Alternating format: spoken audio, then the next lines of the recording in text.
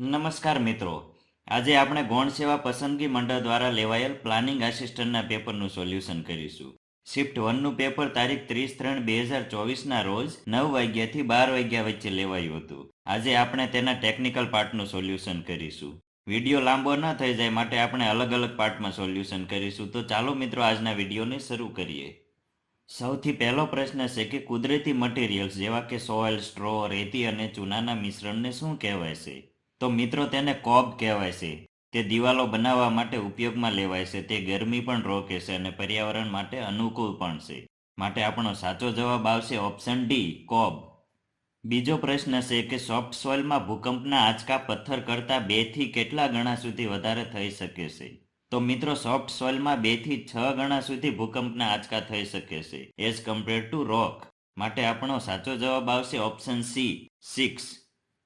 આગળના પ્રશ્નમાં તમને મિત્રો સિસ્મિક એન્જિનિયરિંગને રિલેટેડ 2 વિધાન આપેલા છે. આ બંનેમાંથી કયું વિધાન સાચું છે એ તમારે કહેવાનું છે. સૌથી પહેલું વિધાન એ છે કે ભૂકંપરોધક ડિઝાઇનમાં પણ સામાન્ય બાંધકામમાં વપરાતા મૂળભૂત સ્ટ્રક્ચર એલિમેન્ટ જેવા કે બીમ, કોલમ, ફ્રેમ વગેરે જેટલા જ એલિમેન્ટ યુઝ થાય છે.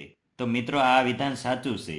બંનેમાં સેમ એલિમેન્ટ જ યુઝ થાય છે, પરંતુ તેમની ગોઠવણ અને ડિઝાઇન અલગ અલગ હોય છે, જેથી કરીને તે ભૂકંપને સહન કરી શકે. બીજું વિધાન છે કે બિલ્ડિંગ રૂલ્સ મુજબ દરેક સ્ટ્રક્ચરને તેમના વિસ્તાર માટે સ્ટ્રોંગેસ્ટ ભૂકંપને સહન કરવા માટે ડિઝાઇન કરવામાં આવે છે. તો મિત્રો આ વિધાન પણ સાચું જ છે. માટે આપણો સાચો જવાબ આવશે option B, both A and બી.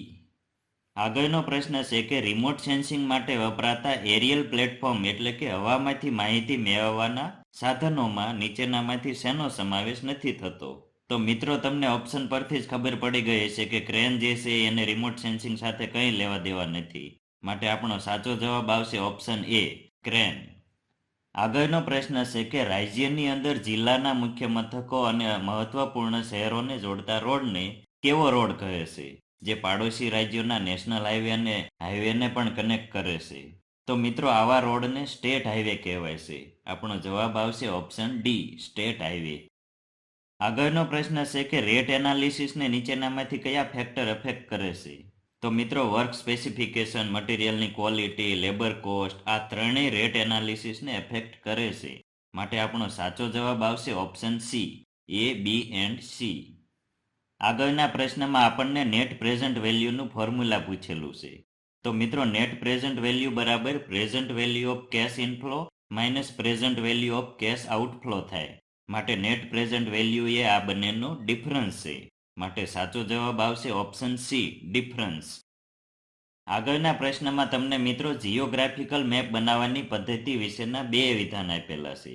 આ બંનેમાંથી કયું વિધાન ખોટું છે એ તમારે કહેવાનું છે. પહેલું વિધાન એ છે કે જીઓગ્રાફિકલ મેપ તમે એનાલોગ મેથડથી બનાવો કે ડિજિટલ મેથડથી બનાવો, પણ મૂળભૂત સિદ્ધાંત જે છે એ એક સરખો જ રહે છે. તો મિત્રો આ વિધાન એકદમ સાચું છે. બીજું વિધાન એ છે કે આજકાલના દિવસોમાં જીઓગ્રાફિકલ મેપ બનાવવા માટે ડિજિટલ મેથડનો ઉપયોગ વધારે થાય છે. તો આ વિધાન પણ સાચું જ છે.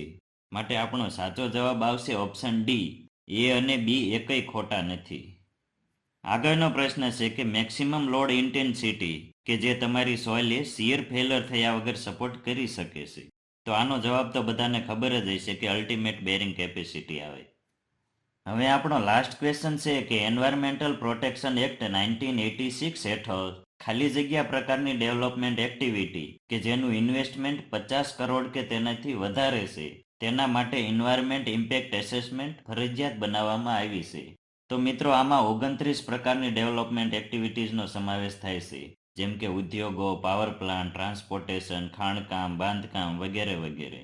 તો આપણો સાચો જવાબ આવશે ઓપ્શન બી, 29. તો મિત્રો આજનો વિડીયો જોવા બદલ આપનો ખૂબ ખૂબ આભાર. મળીએ આ વિડીયોના નેક્સ્ટ પાર્ટમાં. અમારી એપ્લિકેશન ડાઉનલોડ ન કરી હોય તો કરી લેજો. Thank you, bye bye.